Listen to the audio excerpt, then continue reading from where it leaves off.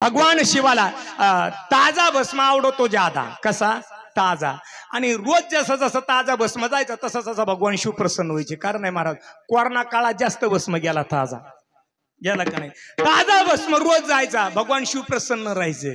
ताजा भस्म गेला का प्रसन्न राहायचे, कारण त्या टायमाला काय फक्त चालूच होत्या, बरोबर आहे की नाही महाराज. पण एक दिवस असा आला, कोरोना काळ संपला आणि भस्म कमी पडला.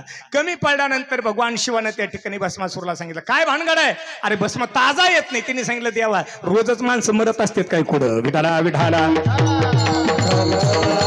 विठाला अरे हा देवा, अरे रोज माणसं मरत नाही ना, आता काय करावा, लय लांब लांब जावं लागत आहे, कधी तामसवाडीत यावं लागत, तर कधी शेवगावला यावं लागत आहे, कधी दैफळा जावं लागत, कधी त्या ठिकाणी नगरला जावं लागत देवा. अरे एका ठिकाणी माणसं मरत नाही ना, काय करावा. त्या टायमाला असणार काहीतरी देवा, असं काहीतरी करा का जेणेकरून त्या ठिकाणी हे कार्य जरा सोपं होईल.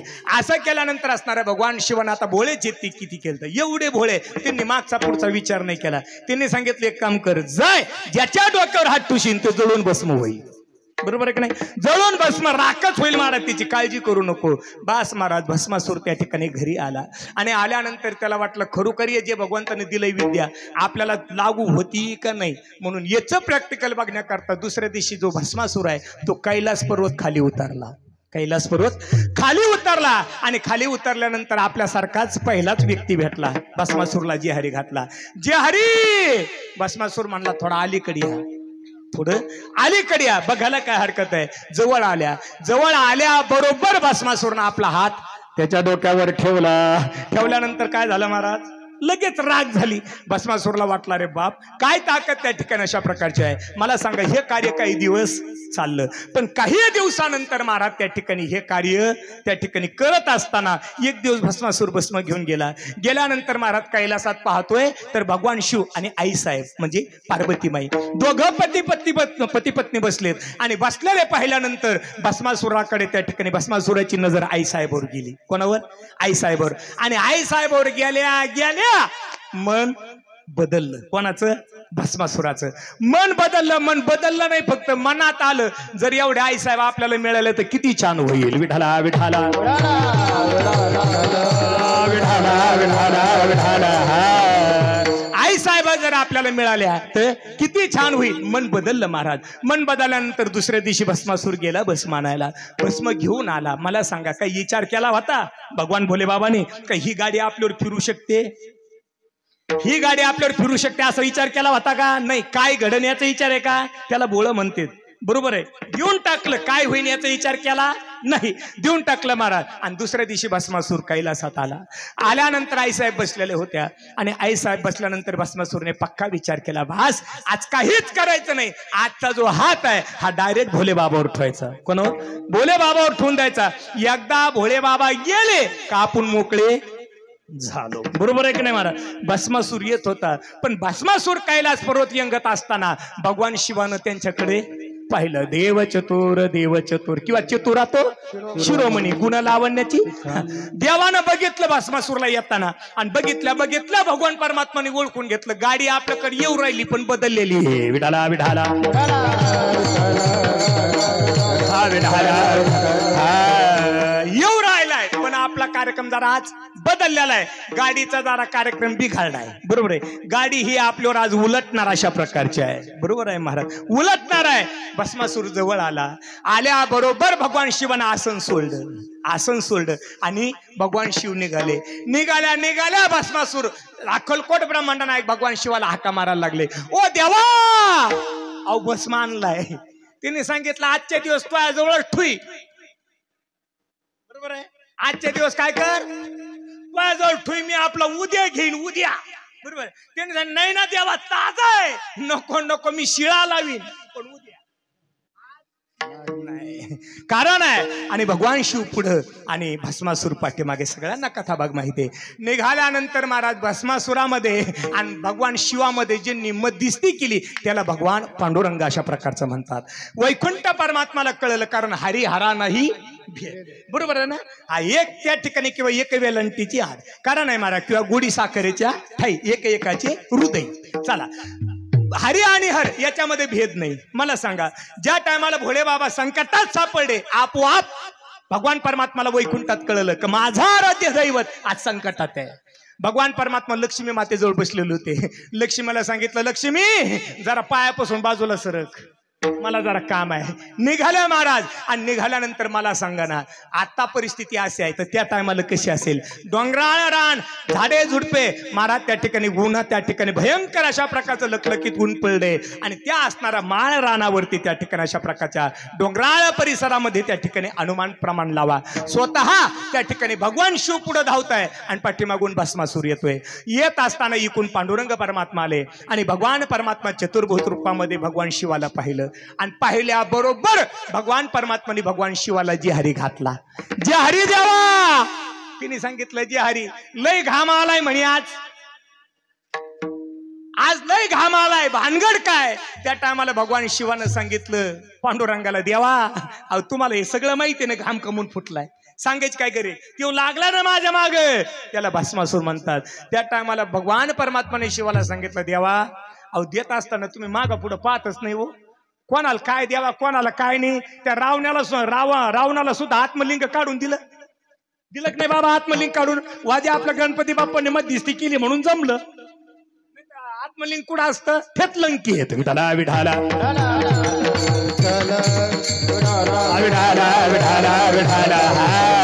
देवा तुम्ही माग पुढे पाहतच नाही ना, कोणाला काय देता याचा भरोसा नाही. ह्या बाबाला बी असं देऊन टाकलंय का ज्याच्या डोक्यावर हात ठेवशील ते जळून भस्म होईल. काय दिलंय याला. आता मला सांगा, आता फिरलं की नाही गाडी, आता हे तुमच्या डोक्यावर हात ठेवायला लागलाय. देवा आता तुम्ही बाजूला सारखा, ती गिऱ्हाईक आपलंय.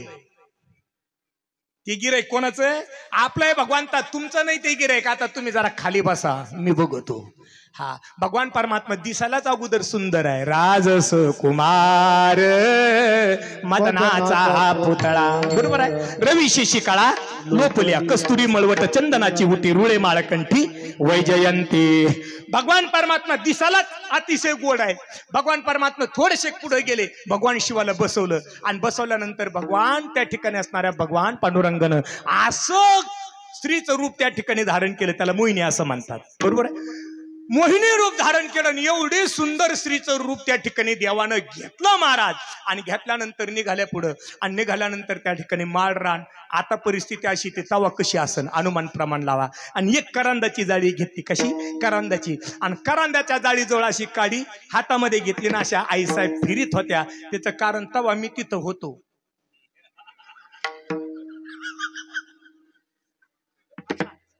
मी तिथं त्याच्या करंदाची काळी आली तो त्या तेवढ्यामध्ये ह्यो बाबा मागून आला. कोण, भस्मासूर. आल्यानंतर महाराज त्या ठिकाणी एकांत स्त्री पाहिली, एकांत स्त्री पाहिली, सुंदर रूप पाहिलं. आता देव आहे महाराज तिथं काय. हा भगवान परमात्माला एवढं रूप सुंदर स्त्रीचं पाहिल्यानंतर भस्मासूरच्या मनातली जी पार्वती आई साहेब होत्या त्या गेल्या, आणि आता ह्या बसल्या. कोणत्या, मोहिनी. मोहिनी रूप असणाऱ्या भस्मासूरच्या मनामध्ये बसलं, आणि बसल्यानंतर भस्मासूर तिथं थांबला. थांबल्यानंतर आता तिथं वास्तविक पाहता त्यांनी थांबू नये, पण गाडी थांबली. आणि थांबल्यानंतर भस्मासुरानं विचारलं त्या मोहिनी रूपामध्ये त्या स्त्रीला, काय भानगड आहे, एकट्याचा हात का. त्यांनी सांगितलं, हा एकटेचे आहे का नाही. कुंकडा आले होते, ते काय नाही फिरत फिरत आले होते. आता याच्यावर त्यांनी थांबायला पाहिजे की नाही. भस्मासुरानं पुढचा प्रश्न केला, करू तर नाही पण केला. काय प्रश्न केला, तिने सांगितलं, आजू काय तांदूळ बिंदूळ पडले का नाही. नाही कळलं. हा तुमच्यावर काही तांदूळ बिंदूळ पडले का नाही. त्यांनी सांगितलं नाही. ज्याला आपल्या कीर्तनाची लिंक लागते त्याला धन्यवाद, ज्याला नाही लागत ते थोड्या वेळाने फक्त पुंडलिका वरदे हरी विठ्ठल. काही विचारलं भस्मासूरने, तांदूळ बिंदूळ पडलेत का. त्यांनी सांगितलं अजून पडले नाही. मग याच्यावर थांबायला पाहिजे होतं. भस्मासुरानं पुढचा प्रश्न केला, मग तांदूळ बिंदूळ टाकून घ्यायचेत का. त्यांनी सांगितलं हा, तांदूळ टाकून घ्यायचेत. मग अडचण कशाची आहे बुवा,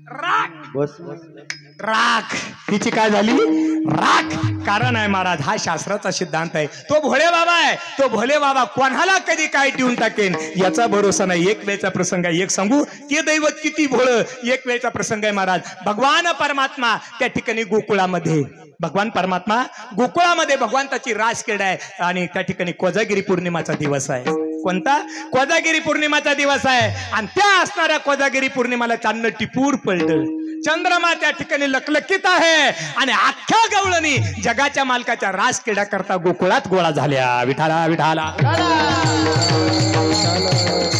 विठाला विठाला विठाला विठाला विठाला विठाला विठाला अरे अख्ख्या गोकुळातल्या गवळणी कुठे गोळा झाल्या गोकुळात रासक्रीडाच्या देवाच्या आणि रासक्रीडाला आल्यानंतर महाराज त्या ठिकाणी ऐका ना सगळ्या देवताच्या जेवढ्या गवळणी होत्या त्या सुद्धा कुठे निघाल्या गोकुळात पुढे देवाच्या रासलीले करता निघाल्यानंतर कैलासामध्ये आईसाहेब होत्या पार्वती आईसाहेब त्या सुद्धा आवरावरी करायला लागल्या आवरावरी करीत असताना भगवान शिवानं आईसाहेबाला विचारलं पार्वती काय भानगड आहे लय आवरावरी चालली हा काय भानगड आहे कुंकडावरून राहिली आज लय गडबड दिसते त्या टायमाला पार्वती आईसाहेबाने भगवान शिवाला सांगितलं देवा काही नाही हो गोकुळामध्ये देवाची रासक्रीडा आहे त्याच्या करता चालले विठाला विठाला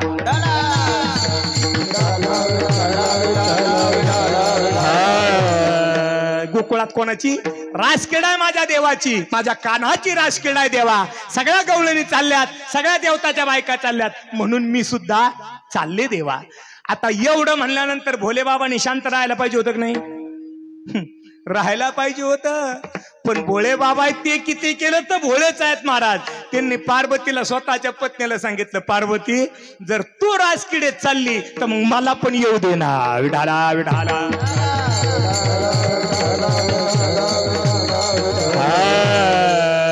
मी नाही म्हणत एक दिन वो भोले भंडारी बनकर ब्रिज किनारे गोकुल में आ गए गोकुल में आ गए गोकुल में आ गए गोकुल में आ गए भोळे बाबा ते पार्वतीला सांगितलं अरे पार्वती से बोले अरे मैं भी चलूंगा तेरे संग में अरे राधा संग श्याम नाचे मैं भी नाचूंगा तेरे संग में रास रचेगा ब्रिज में भारी धन्यवाद रास रचेगा ब्रिज में भारी मानो बात हमारी गोकुल में आ गए गोकुल में आ गए गोकुल में आ गए गोकुल में आ गए आई साहेबाला पार्वती आई साहेबाला भगवान शिव काय म्हणले पार्वती जर तू रासक्रीडे करता चालली देवाच्या तर पार्वती मला पण येऊ दे ना पार्वती अगं तिथं गेल्यानंतर भगवान परमात्मा राधे संग नाचते आणि मी तुझ्या संग भगवान कृष्ण कोणा संग नाचते राधा संग आणि मी तुझ्या संग नाचन मग नाचत असताना किती गोड वाटन मी नाही म्हणत राधा संग श्याम नाचे मैं भी नाचूंगा तेरे संग में आता पुढची वेळ आहे का रास रचेगा ब्रिज में भारी रास रचेगा ब्रिज में भारी मानो बात हमारी गोकुल में आ गए गोकुल में आ गए गोकुल में आ गए गोकुल में आ गए राधा संग भगवान नाचेल पार्वती आणि मी तुझ्या संग नाचेल किती मजा येईल रासक्रीडेत बरोबर एक नाही त्या टायमाला पार्वती आई साहेब भगवान शिवाला उत्तर देतात चांगला ऐका ओ मोरे भोले स्वामी ओ मेरे भोले स्वामी कैसे ले जाऊं तो ही रास में अरे मोहन के सिवा वहाँ कोई पुरुष ना जाए रास में, चाहे रास में। हंसी करेगी ब्रिज की नारी,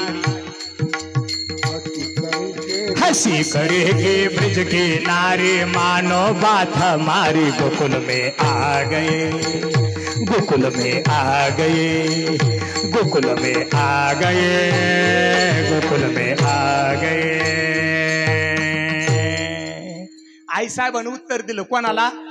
भोळ्या बाबाला. बाबा देवा तुम्ही म्हणतात मला यायचंय, पण देवा तुम्ही येऊ नका. कारण आहे देवा तिथं फक्त स्त्रियांना परवानगी आहे, तुम्हाला नाही. कारण आहे महाराज त्या ठिकाणी ओ मेरे भोले स्वामी, माझ्या भोळ्या देवा कैसे ले जाऊ तो ही रास में, तो हे रास में. कसा घेऊन जाऊ देवा तुम्हाला रास मध्ये, रास किडेमध्ये? का तिथं कोणाला परवानगी आहे? फक्त स्त्रियांना. मोहन के सिवा वहाँ कोई पुरुष ना जाए रास में, चाहे रास में. आणि जर देवा तुम्हाला नेलं तर काय होईल? हसी करेगी ब्रिज की नारी, गवळणी हसत्यान, गवळणी नाव तुझ्यान. हंसी करेगी ब्रिज की नारी, मानो बात हमारी गोकुल में आ गए, गोकुल में आ गए, गोकुल में आ गए, गोकुल में आ गए. देवा अहो कसं नेऊ तुम्हाला? अख्ख्या गवळणी हसत्यान. ओ देवा तुम्हाला जर राजकिडीत नेलं तर तिथं फक्त देवाला परवानगी. कोणाला? मोहन के शिवा वहा कोई पुरुष ना जाय रास में. फक्त माझ्या कान्हाला, माझ्या कृष्णाला तिथं परवानगी देवा राजकिडीत, बाकीच्या गडी माणसाला नाही. असं पार्वतीनं सांगितलं. भोळे बाबांनी शांत राहायला पाहिजे होतं नव्हतं? पण नाही ना. त्याच्या पुढे भोले बाबा त्या ठिकाणी पार्वतीला म्हणले, पार्वती मग तिथं जर मग बाया माणसाला परवानगी तर मग तू माझा मेकअप कर ना. काय हरकत आहे? तू मला साडी घाल, तू माझा मेकअप कर आणि मला तो संग घेऊन चल. मी नाही म्हणत हो, मी नाही म्हणत. कारण आहे ऐसा बना दो मुझको. माझे शब्द चांगले ऐका. ऐसा बना दो मुझको, अरे कोई ना जाने इस राज को, इस राज को. बरोबर आहे. अरे पहन के साड़ी बना के कंगना, पहन के साड़ी बना के कंगना, चाल चले मतवाली गोकुल में आ गए, गोकुल में आ गए, गोकुल में आ गए, गोकुल में आ.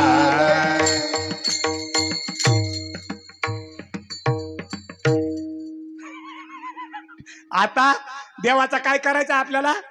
मेकअप. आता आपण नाही ना, भगवान शिवाची प्रार्थना आहे.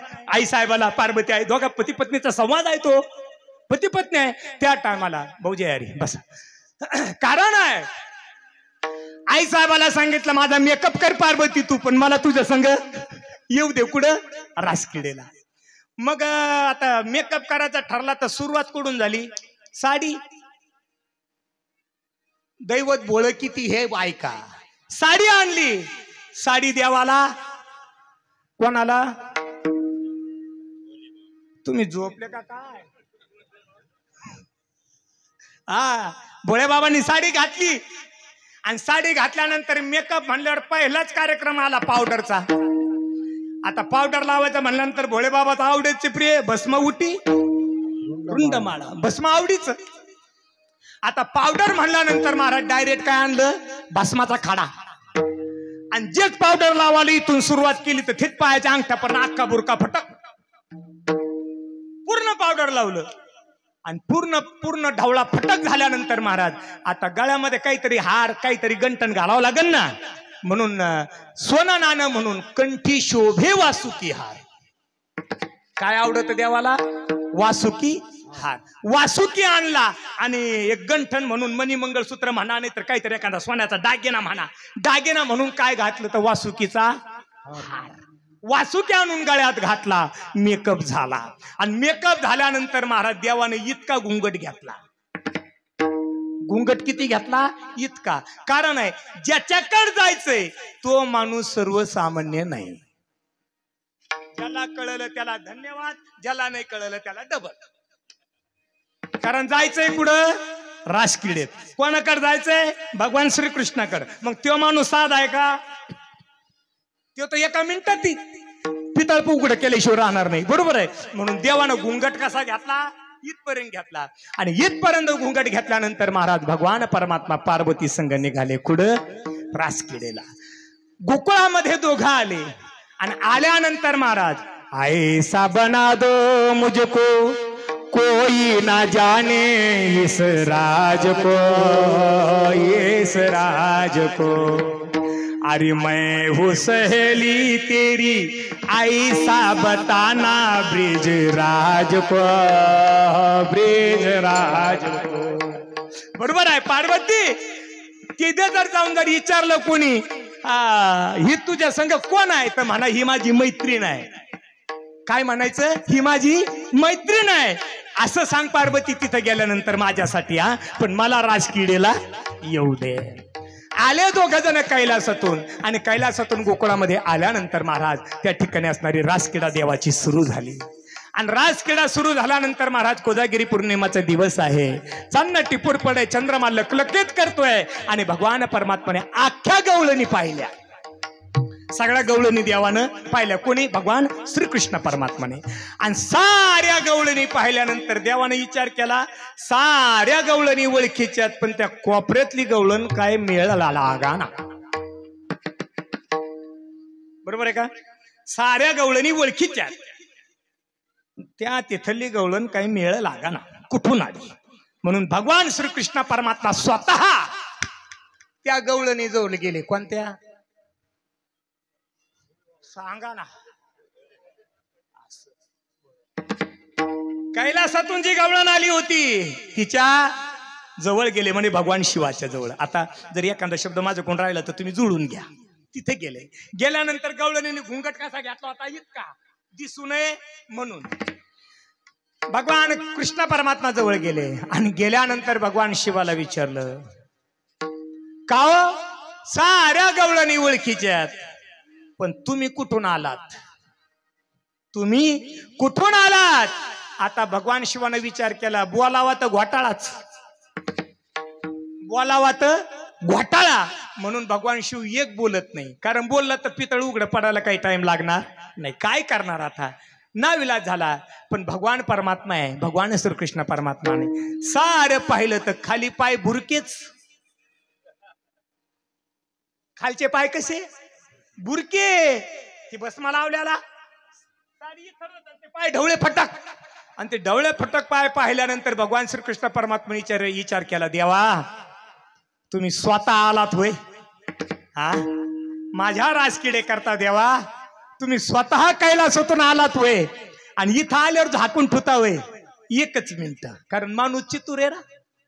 कमरेचा पावा काढला. कोणी? भगवान श्रीकृष्ण परमात्माने. अरे ऐसे बजाई बंसी. कारण आहे कैलासामध्ये ज्या टायमाला वासुकीला गळ्यात घातलं होतं त्याच टायमाला भगवान शिवाने वासुकीला सांगितलं होतं ऐक आपण ज्याच्याकडे चाललोय तो माणूस चत्र आहे बरं का. तो माणूस खराब आहे. तू तिथं गेल्यावर घोटाळा करशील. कोणाला सांगितलं होतं? वासुकीला. वासुकीला देवानं तिथं सांगितलं. वासुकीनं सांगितलं देवा मी काहीच करणार नाही फक्त मला घेऊन चला. आणि इथं आला. इथं आल्यानंतर कमरेचा पावा काढला भगवान श्रीकृष्ण परमात्माने. ऐसे बजाई बंसी सुद बुद खोये भोलेनाथ रे, भोलेनाथ रे. सुदबुद हारले देव.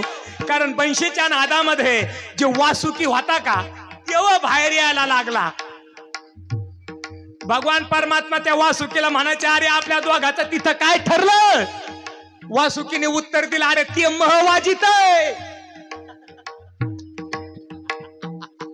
काय ते माझं वाजित आहे ना, मी नाही म्हणत. ऐसी बजाई बंसी सुध बुध खोये भोलेनाथ रे, भोलेनाथ रे. सिर से खिसक गई जब साड़ी,